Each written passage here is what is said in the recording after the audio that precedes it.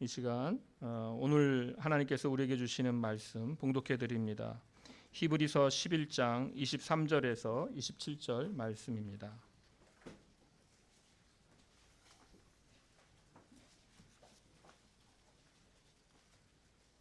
히브리서 11장 23절에서 27절 말씀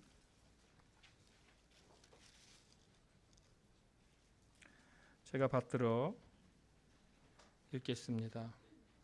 믿음으로 모세가 낳았을 때에 그 부모가 아름다운 아이임을 보고 석 달 동안 숨겨 왕의 명령을 무서워하지 아니하였으며 믿음으로 모세는 장성하여 바로의 공주의 아들이라 칭함받기를 거절하고 도리어 하나님의 백성과 함께 고난받기를 잠시 죄악의 낙을 누리는 것보다 더 좋아하고 그리스도를 위하여 받는 수모를 애굽의 모든 보화보다 더 큰 재물로 여겼으니 이는 상 주심을 바라봄이라.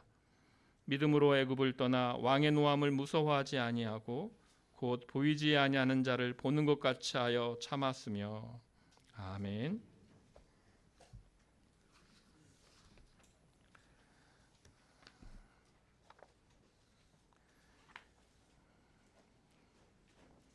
네, 지난 주에 이어서 오늘도 계속해서 히브리서 11장 그 말씀을 우리가 상고하고자 합니다.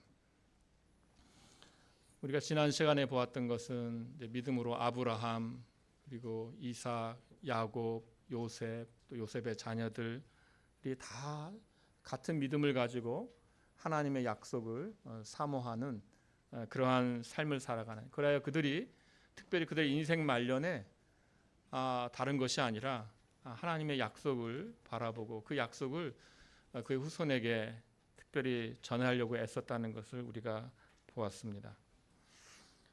오늘 이제 장면이 변해서 모세에 대한 이야기가 이제 나오고 있습니다.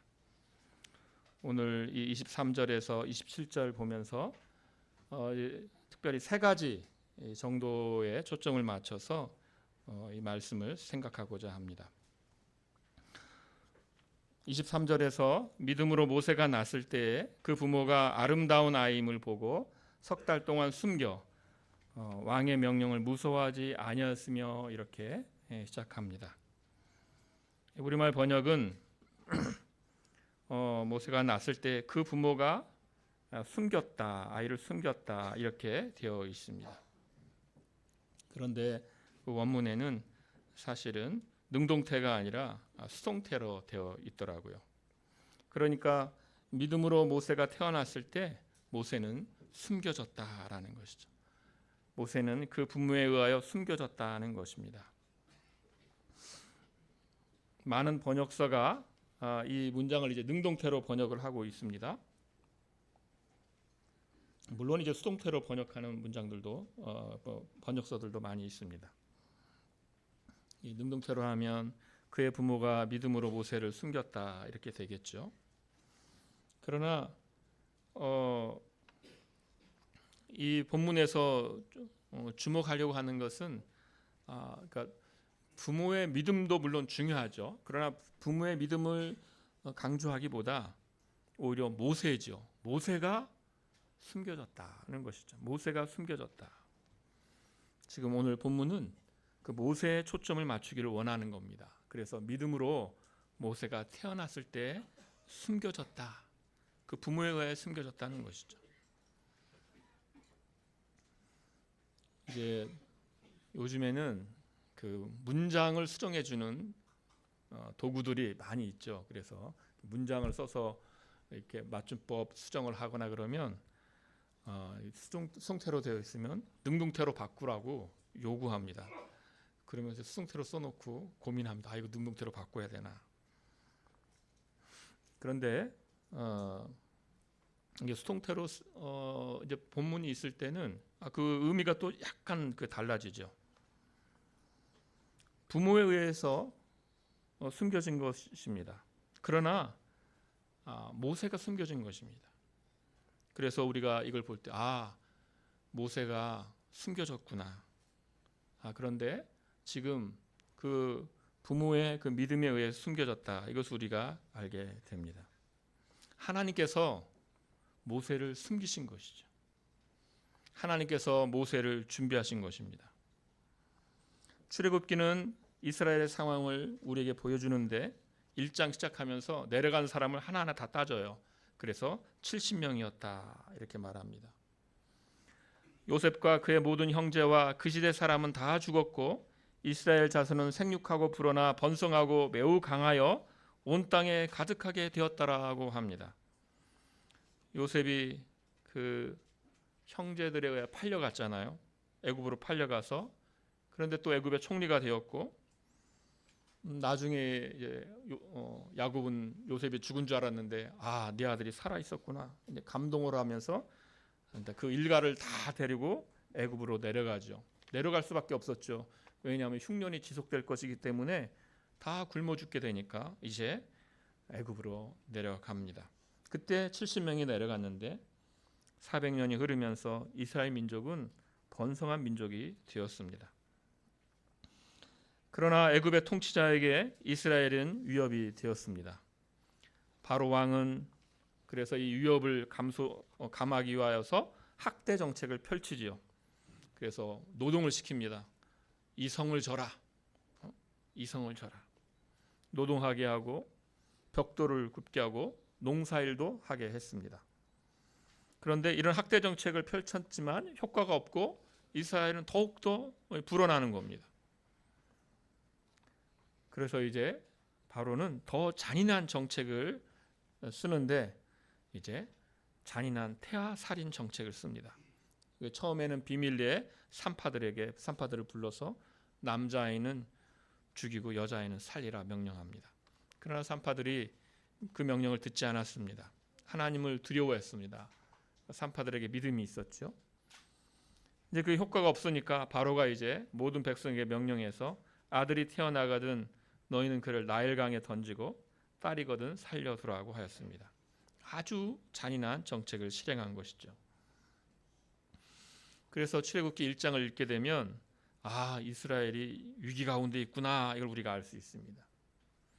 요셉을 모르는 사람이 애굽 왕이 되었고 그 요셉을 기억을 해야 되는데 왜냐하면 요셉 때문에 애굽이 살고 그 근방이 다 살아난 거잖아요. 그런데 이제 그 요셉의 그 지혜를 잊고 그 감사함을 다 잊어버리고 이제 오히려 핍박을 받는 시기가 온 것이죠. 하나님께서 큰 민족을 이룬다고 했는데 이제 번성한 민족이 되었지만 이런 식으로 아이들이 죽어나간다면 학대 정책이 계속된다면 하나님의 약속이 성취될 수 있을까 이런 의문이 드는 것이죠.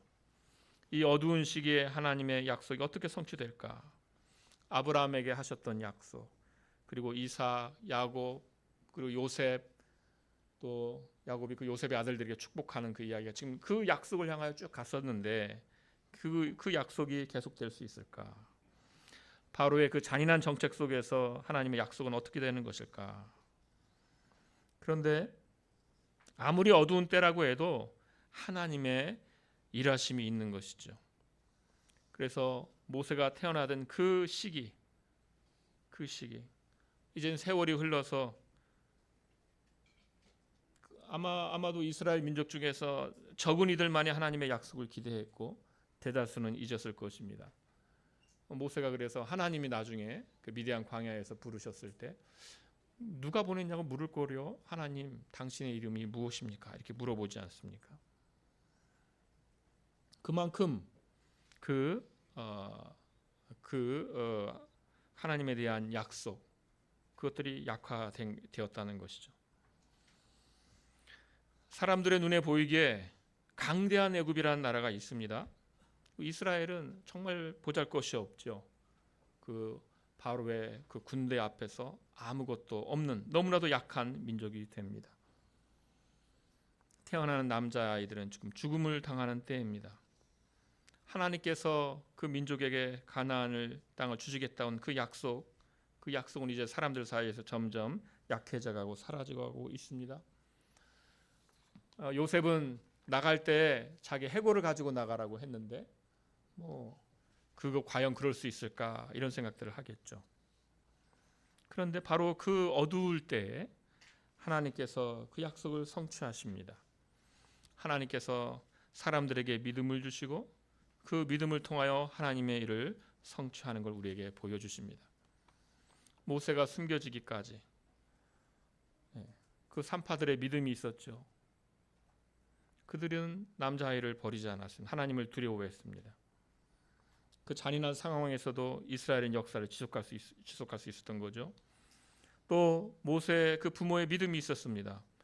모세를 석 달 동안 숨겼습니다. 그래서 여기서도 이제 왜 넉 달, 5달, 6달 못 숨겼느냐? 이제 아이가 커가면 당연히 더 발각되게 위험이 있겠죠.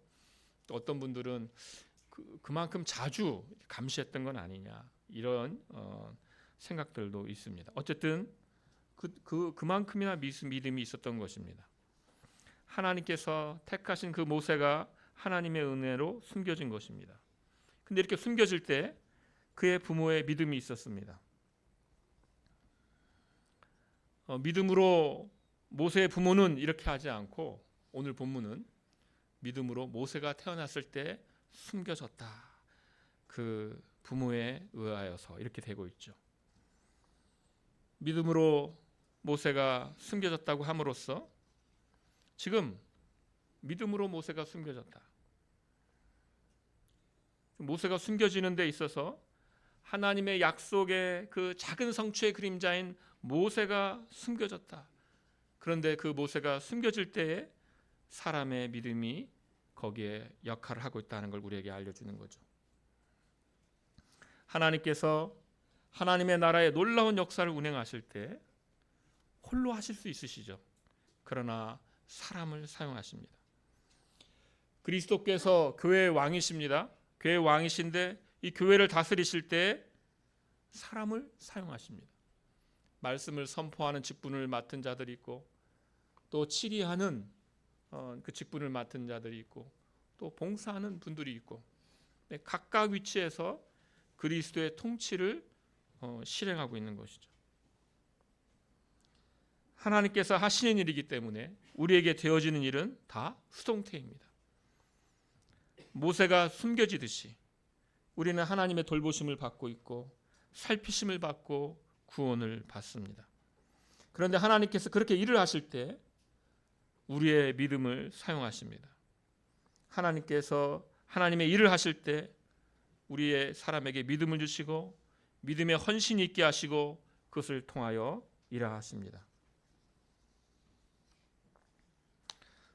미우라 아야코라는 분이 있는데요. 고개를 끄덕하시는 분도 있고 빙점이라는 소설을 썼죠.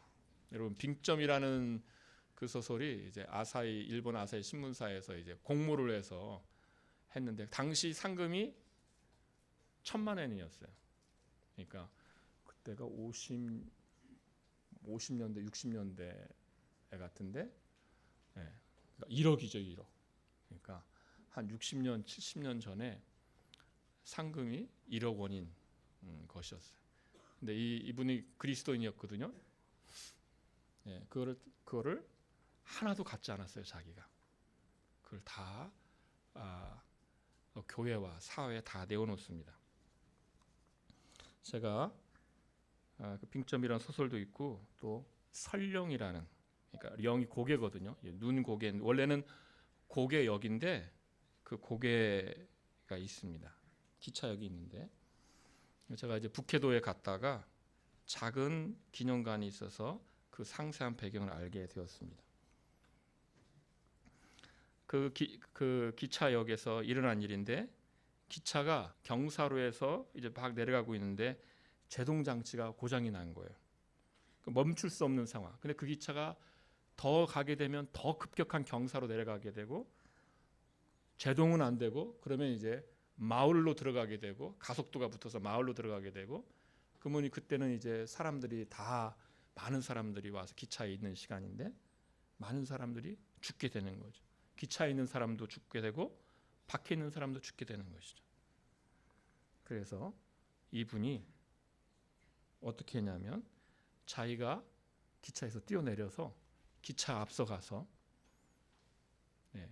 기차 바퀴에 자기 몸을 던져서 기차를 멈춰 세웁니다. 자기 죽었겠죠, 당연히. 이 이야기를 미우라 아야코가 소설로 집필을 했습니다. 그런데 그 자료를 미우라 아야코가 다 모은 것이 아니더라고요. 제가 이제 이수구 선교사님이라는 분한테 이제 직접 들은 건데, 공개되지 않은 이야기입니다. 이 이야기는 알려지지 않은 이야기. 미우라 아야코는 그런 일도 몰랐고, 그런 그리스도인, 그 기차에 뛰어든 청년이 그리스도인 청년이었는데 그것도 몰랐습니다. 그런데 이제 그 빙점을 통하여서 정말 여러분 당시에 1억을 소설을 써서 1억을 상금으로 받았는데 사회가 얼마나 이 소설가를 집중했겠어요.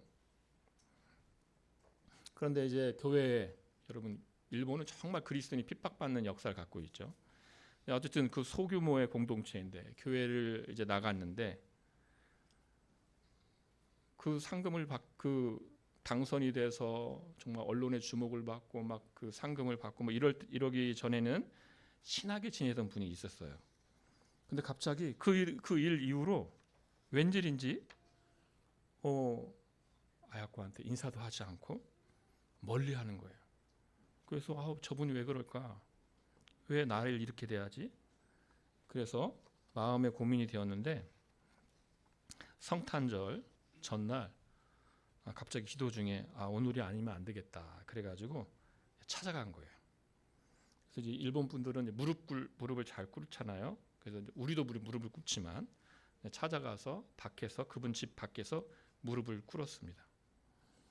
그리고 이제 여러 시간이 지나서 그분이 그 문을 열어주었어요.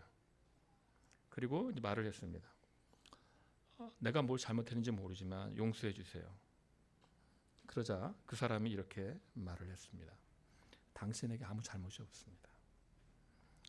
이 사람도 소설가였어요. 그러니까 소설가였는데 다른 사람의 소설이 그렇게 잘 되니까 자기도 모르게 질투가 나서 그렇게 된 거예요. 그 나의 질투 때문이었습니다. 미안하다고 했어요.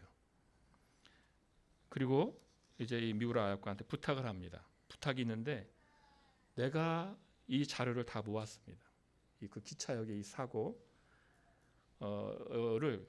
소설을 쓰려고 모았는데 나는 도무지 써지지가 않습니다. 이걸 당신이 써주세요. 그래서 이걸 당신이 지금 수년 동안 얼마나 이 자료를 모았는데 내가 이 자료를 받겠습니까? 못 받겠습니다. 당신이 가지세요. 이분이 우리의 화해 조건이 당신이 이걸 쓰는 겁니다. 이렇게 한 거예요. 그래서 어쩔 수 없이 이걸 가져와서 이제 미우라 아야코, 우리말로는 이제 설령이라고 번역된 이 소설을 쓰게 됩니다. 이걸 쓰고 나서 발표가 되자 일본 사회가 큰 충격에 빠지게 되고 많은 이들이 이 소설을 읽고 기독교가 무엇이지? 그리스도인이 무엇이지? 어떻게 그리스도인은 이런 삶을 사는가? 그러면서 특별히 철도회사 직원들이 여러 명이 그 회심을 했다고 합니다. 여러분 일본에서 그리스도인이 된다는 게 굉장히 어렵다는 걸 여러분 잘 들어서 알고 계실 겁니다. 이 기차역에서 자신의 몸을 던진 이 청년은 어떤 삶을 살았는가? 그리스도인이 된 이후로부터 이제 그리스도인이 나중에 됐는데 예수님을 믿은 다음부터 이 청년은 매 새해가 되면 유언을 썼다 그래요. 이렇게 해서 매 새해가 되면 새해 첫날. 네. 그러면서 그 유언의 내용이 내가 좀 미랄이 되는 하나님의 나라를 위하여 미랄이 되는 삶을 살게 해달라는 그런 유언을 써서 자기 가슴에 품고 산 거예요. 그러니까 그날도 자기 몸을 던져서 그 기차를 세운 그날도 그 유서가 그 몸에 있었던 거예요. 그러니까 그걸 위해서 쓴 게 아니고 그냥 그렇게 산 거예요. 매해를. 근데 이 이야기가 이제 쓰였으니까 그 사람들이 얼마나 감동이 됐겠습니까? 그러니까 저는 그런 생각을 하게 된 겁니다. 믿음으로 그렇게 살려고 했던 그 청년의 이야기는 그냥 그렇게 묻히실 수 있었죠. 그런데 그 청년의 이야기를 들은 한 사람이 이건 이건 소개돼야 된다. 그래 그 자료를 또 모은 거예요. 그 믿음으로 모은 거예요. 그리고 그 이야기를 받아서 또 믿음으로 이 아야코가 이 이야기를 쓴 겁니다. 그래서 그때 이게 굉장히 큰 반향을 일으킨 것이죠. 우리 교회가 되어진 일이 그렇지 않습니까? 우리는 어느 부분에서 우리가 믿음의 그 고리의 역할을 하고 있는지 우리는 다 알지 못합니다. 그걸 그 청년이 자기 몸을 던져서 죽어가면서 나중에 한 50년 후에 내 이야기가 전설처럼 영웅처럼 기록에 남아서 내 기념관도 이렇게 세워지겠지? 그런 마음으로 한 게 아니죠. 정말 전혀 알려지지 않은 채로 그냥 있었어요. 어느 부분에서 우리가 그 역할을 하고 있는지 우리는 알 수가 없습니다. 각자 자기가 있는 위치에서 믿음과 헌신을 하고 있고 그 일을 통하여 교회가 세워지고 있는 것입니다.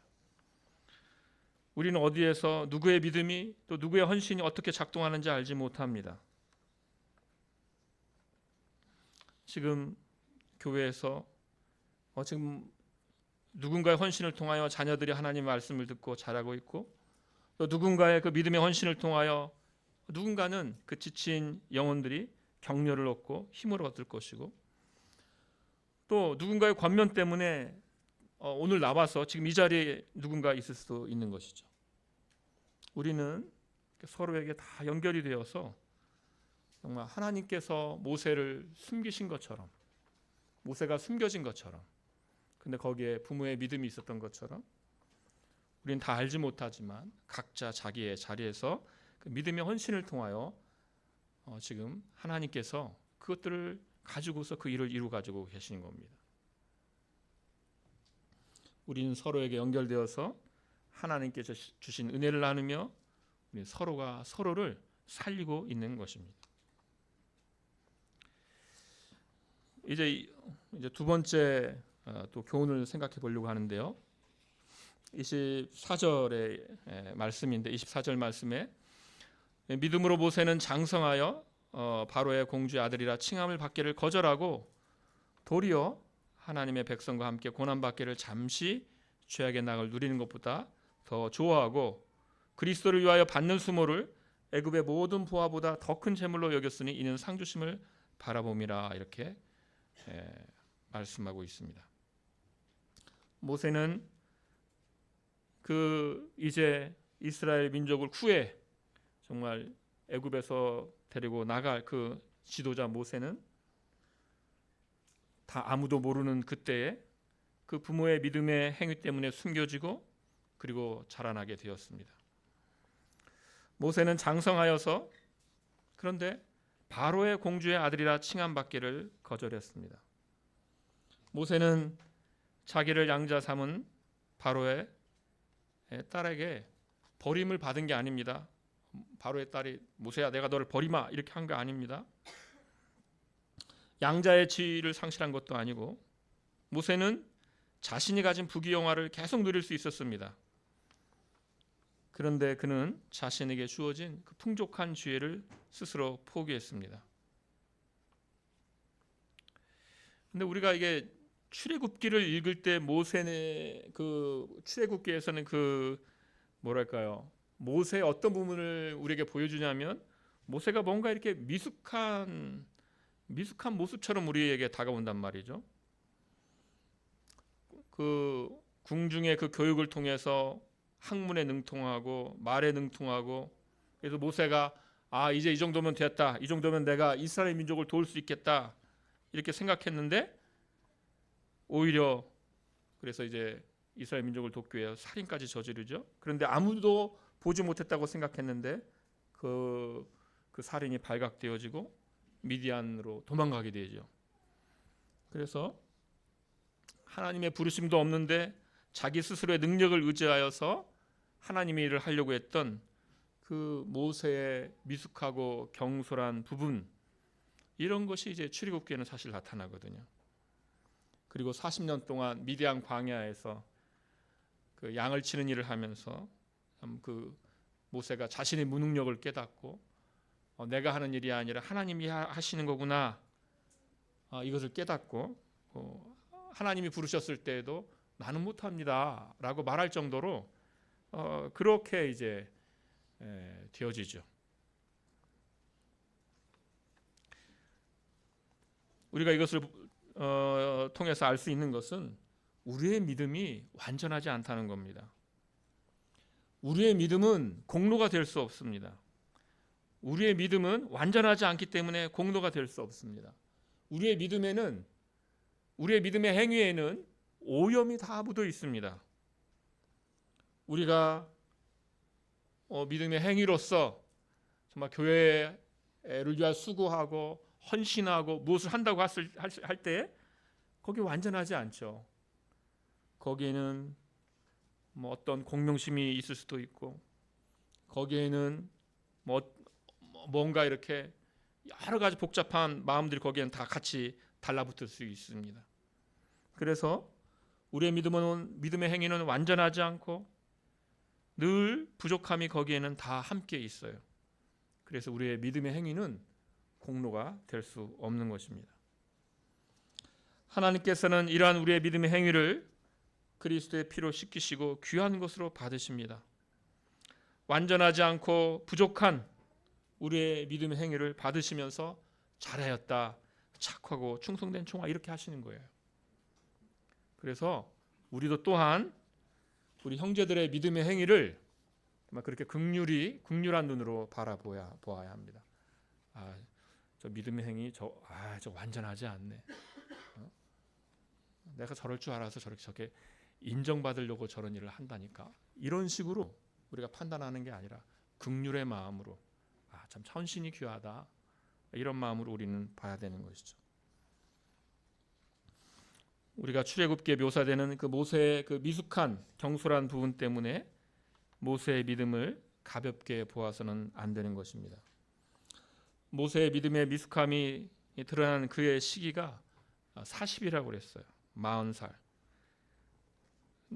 사도행전 7장 23절에 나이가 40이 되매 그 형제 이스라엘 자손을 돌볼 생각이 나더니라고 말합니다.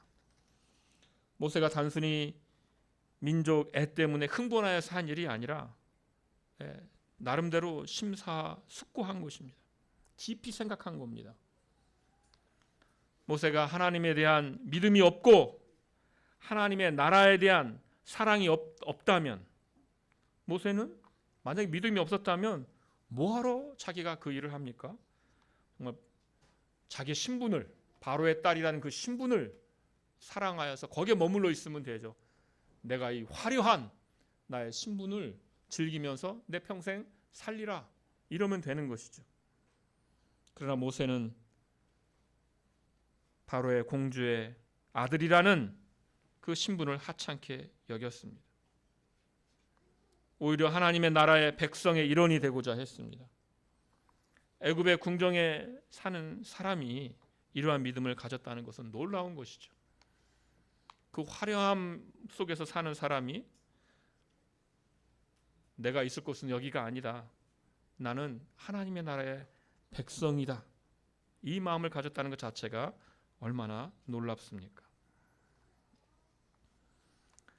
참 이렇게 됐다는 게 참 정말 하나님의 놀라운 인도하심이라고 생각을 하게 됩니다. 그 애굽의 그 궁정에서 교육을 받았을 거 아닙니까? 그 하나님을 아는 지식을 그 교육을 통해서 만날 수 없는 것이죠. 그런데 그 모세를 그 바로의 공주가 이제 맡긴 그 유모가 모세의 친모였고, 모세는 거기에서 믿음을 전수받게 됩니다. 하나님께서 우리가 알지 못하는 계획과 섭리 가운데서 한 사람을 정말 숨기시고 보호하시고 그 사람에게 믿음을 전하시고 한 사람을 지도자로 키우시는 것이죠. 이러한 모세의 믿음에 대하여 히브리서는 구체적으로 두 가지를 말하고 있는데, 모세가 믿음으로 거절하였고 모세가 믿음으로 선택하였다고 말합니다. 바로의 딸의 아들이라 불리는 것, 그것을 거절했습니다. 모세는 자기에게 주어진 영광을 잘 알고 있었습니다. 자기가 가진 특권, 즐거움을 잘 알고 있었습니다. 자기가 가진 그 안전함, 그 권력을 잘 알고 있었습니다. 그런데 이제 모세가 이제 자기가 하나님의 백성의 일원이라는 것을 밝히는 그 순간에 그는 그 모든 것을 포기하는 것이죠. 믿음으로 산다는 것은 이러한 포기와 거절을 의미하는 겁니다. 그리고 이러한 포기는 또한 선택을 의미합니다. 포기와 선택은 같이 갑니다. 탕자가 방탕하고 고생하던 그 먼 나라를 떠나면서 그는 사랑하는 아버지에게 돌아옵니다. 바로의 딸의 아들이라고 불리는 일을 거절하는 일은 하나님의 백성과 함께 고난받기를 잠시 죄악의 낙을 누리는 것보다 더 좋아하는 것이었던 겁니다. 모세는 자기의 지위를 포기하고 하나님의 백성과 함께 고난받는 그 일을 택했습니다. 이것을 지금 여러분 히브리서가 바로 이들에게 전해지는 것이죠. 믿음 때문에 고난받고 믿음 때문에 고난받는 그의 믿음의 동료들을 돌아보는, 살피는 그 일을 하고 있는 지금 이 편지를 받는 이들에게 이거 얼마나 큰 이것이 감동을 주었겠습니까? 시편 84편 10절 말씀에 주의 궁정에서의 한 날이 다른 곳에서의 첫날보다 나은즉 악인의 장막에 사는 것보다 내 하나님의 성전 문지기로 있는 것이 좋사오니라고 하였습니다. 주의 궁정에서 한 날이 낫다. 성전 문지기가 다른 곳에서보다 훨씬 낫다는 것이죠. 이런 믿음에서 기인한 거절과 선택, 그 근거는 무엇이었습니까?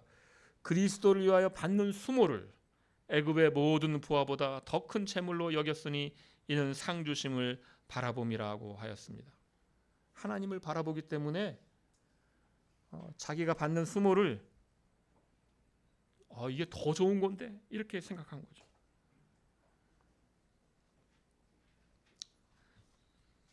이 말씀이 있는 것은 우리 모두가 세상에서의 지위를 포기해야 한다, 그걸 말하는 것이 아닙니다. 내일 각자 회사로 가셔서 사표를 내고 고통의 길을 가셔라, 이거 지금 말하는 게 아니죠.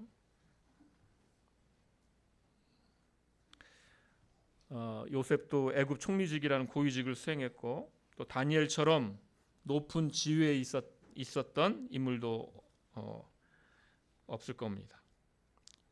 우리 각자가 자기 지위에서 어떤 일을 수행하는 것입니다. 그것들을 포기하자는 것이 아니라 지금 히브리서의 말씀을 통하여 지금 우리가 교훈받아야 되는 것은 믿음에는 이런 희생과 실현과 거절과 포기가 함께해야 한다는 것입니다. 아브라함처럼 고향을 떠나는 일이 얼마나 고통스러워요. 그건 고통이 있고 나그네처럼 살아야 하는 고통이 있고 포기가 있고 그런 것이죠. 우리가 이 땅을 살아가면서 다른 사람들과 똑같이 살아갈 거야, 다른 사람들과 똑같은 가치관을 갖고 살아갈 거야, 그거를 포기해야 한다는 겁니다. 이게 어려운 일입니다. 아브라함과 이삭과 야곱이 그 가나안 땅에 재산이 하나도 재산은 있었어요. 잘못 말했네. 재산은 많았어요. 그러나 발붙일 땅이 없었어요. 하나도 없었어요. 그들이 가졌던 것은 무덤이었습니다. 무덤. 나중에 사라가 죽었을 때 막벨라 굴을 사잖아요. 무덤. 그 정신을 우리가 가져야 된다는 거죠. 이것도 또 오해하지 마세요. 또 부동산을 소유하면 안 되는구나. 이제 그거 그렇게 하면 안 되시고 그 정신을 가져야 된다. 그 정신을. 내가 속한 곳은 이 땅이 아니라 하나님의 나라라는 그 정신을 가져야 됩니다.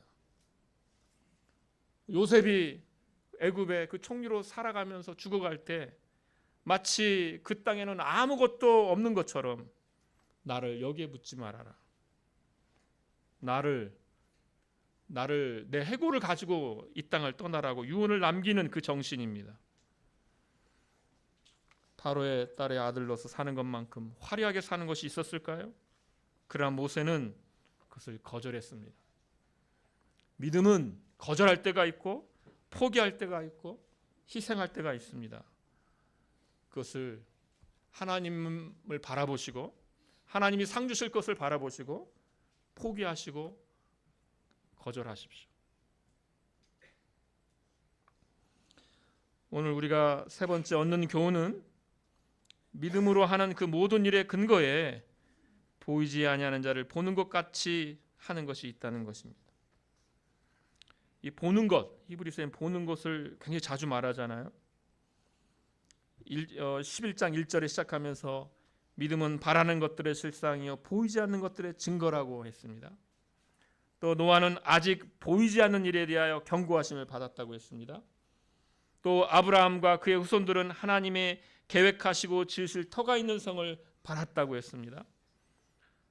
모세도 또 애굽의 모든 부하보다 그리스도를 위한 수모를 더 큰 재물로 여겼는데 상 주시는 일을 바라보았던 것입니다. 그리고 이제 27절에서 믿음으로 애굽을 떠나 왕의 노함을 무서워하지 아니하고 곧 보이지 아니하는 자를 보는 것 같이 하여 참았다고 하였습니다. 모세가 애굽을 떠나 왕의 노함을 무서워하지 아니하였다고 했는데 모세가 이제 두 번 애굽을 떠났죠. 한 번은 자기 민족 편에 섰다가 이제 그 애굽 그 감시자를 죽인 일이 들통나서 어쩔 수 없이 떠난 거였죠. 두 번째는 이스라엘 민족과 함께 애굽을 떠난 일인데 27절은 이제 두 번째라고 생각되는데 이런 구절들을 볼 때 이건 너무 막 시기를 특정해가지고 이건 이때다 이렇게 너무 그럴 필요는 없는 것 같아요. 이것들을 볼 때 그 믿음의 행위의 그 지향성이죠. 그 지향성과 함께 우리가 생각을 해야 합니다. 그래서 28절에 그 6월절 예가 나오는데 이거 애굽 떠나기 전이니까 이거 첫 번째 애굽 떠나는 거다 이렇게 볼 수 없다는 겁니다. 아브라함을 설명하면서도 9절과 10절에서 아브라함이 장막에 거하면서 하나님이 지으실 성을 바랐다고 했는데 그것은 아브라함 전체 생애에 걸쳐 있는 일이거든요. 마찬가지로 27절에서 모세가 애굽을 등지고 떠난 그 행위에 떠난 그 행위의 시작부터 애굽을 떠나는 그 애굽을 버리는 그 믿음의 지향성 전체를 가리켜서 지금 27절을 말하고 있는 것입니다. 모세는 처음에는 그런 믿음의 소유자가 믿음이 아주 그러니까 믿음이 좀 약했죠. 바로 앞에 서기를 머뭇거렸습니다. 사실 처음에는. 그래서 출애굽기 3장 11절 보면 내가 누구에게 바로에게 가며 이스라엘 자손을 애굽에서 인도하여 내리까 이렇게 말했습니다. 그런데 하나님께서 모세와 함께 하시고 그 증거들을 보여주시면서 모세의 믿음은 견고해졌습니다. 모세가 바로 앞에 섰을 때 바로가 모세 앞에서 여러 번 노했지만 모세가 움츠러들지 않았습니다. 점점 더 담대해졌고 마지막 모세가 바로를 보았을 때 출애굽기 11장 8절에 이렇게 말씀합니다. 모세가 이렇게 바로에게 말합니다. 왕의 이 모든 신하가 내게 내려와 내게 절하며 이르기를 너와 너를 따르는 온 백성은 나가라 한 후에야 내가 나가리라 하고 심히 노하여 바로에게서 나오니라. 나중에는 모세가 오히려 노합니다. 그것은 모세의 믿음의 성장을 말해주죠. 하나님께서는 모세의 믿음을 성장시키시고 결국 모세는 보이지 않는 하나님을 본 것으로서 자기의 믿음의 행위를 행했습니다. 우리의 믿음은 보이지 않는 하나님을 보는 것처럼, 보는 것으로서 행하는 것입니다. 이것은 우리가 보이지 않는 하나님을 볼 수 있다, 이걸 지금 말하는 게 아닙니다. 우리의 믿음의 대상은 오히려 보이지 않는 것입니다. 그러나 보이지 않는 대상에 대한 우리의 믿음과 확신이 보이는 것에 대한 확신보다도 더 그것을 넘어서는 것입니다. 2000년 전에 예수님께서 이 땅을 다니실 때에 많은 이들이 예수님을 보았지요. 예수님의 놀라운 표적을 보았습니다. 그러나 예수님을 믿은 이들이 적었습니다. 그러니까 여러분, 보아서 믿는 게 아닙니다. 보아서 믿는 게 아니에요. 예수님을 보는 것과 예수님을 믿는 것은 다르다는 것입니다. 마태복음 28장 17절, 그때는 부활하신 예수님을 보는 장면인데도 마태복음은 이렇게 전하고 있습니다. 예수를 배웁고 경배하나 아직도 의심하는 사람들이 있더라. 부활하신 예수님을 보는데도 아직도 의심하는 사람들이 있더라. 예수님을 보는 것, 부활하신 예수님을 보는 것과 예수님을 믿는 건 다른 것이에요.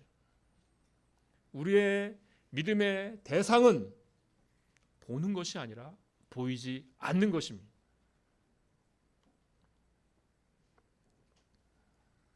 우리에게 보이지 아니하는 하나님의 능력과 신성이 하나님께서 만드신 만물에 분명히 보여 드러나 있습니다.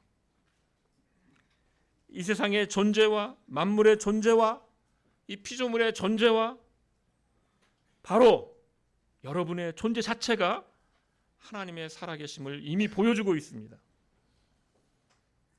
그것들은 요구합니다. 하나님이 살아계시다, 하나님을 믿으라고 요구합니다. 너무나 많은 증거들이 우리 앞에 있습니다. 우리는 사실 그걸 보고 있어요. 보고 있습니다. 사실은 기적과도 같은 겁니다. 믿음의 확신은 보이는 것을 넘어섭니다. 어떤 이들은 나는 하나님이 보이지 않기 때문에 믿지 못하겠다라고 하지만, 그러나 하나님은 본래 보이지 않는 분입니다.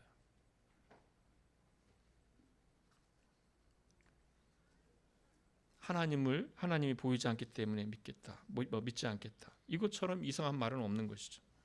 하나님은 보이지 않습니다. 하나님을 믿지 않겠다는 자들, 나는 보이는 것만 믿고 살겠다라는 자들은 한번 생각해 봅시다. 나는 보이는 것만 난 믿고 살겠다. 그런 자들은 어떤 믿음 가운데 산다는 겁니까? 그러한 사람의 삶의 동기는 무엇이고 의미는 무엇일까요? 보이지 않는 것에 대하여 어떤 믿음도 없다면 도대체 사람이 살 수 있을까요?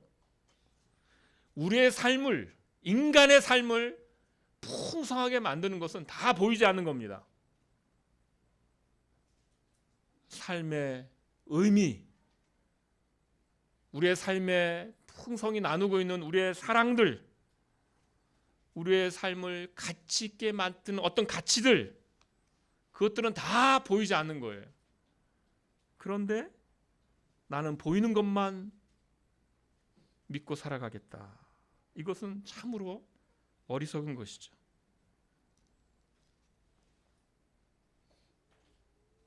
우리는 보이지 않는 하나님을 믿습니다. 보는 것처럼 믿습니다. 그만큼 큰 확신 가운데서 우리는 하나님을 믿는 것입니다. 그러므로 하나님을 믿는 것에 더 큰 확신이 있고, 보이는 것을 믿는 것보다 더 큰 확신 가운데 우리는 하나님을 믿는 것이며, 그 확신 가운데서 우리는 모세가 애굽을 떠났듯이 우리는 하나님을 바라보고 우리의 길을 갈 수 있는 것입니다. 이 믿음 가운데 담대히 사시는 저와 여러분 되시기를 소원합니다. 함께 기도하겠습니다.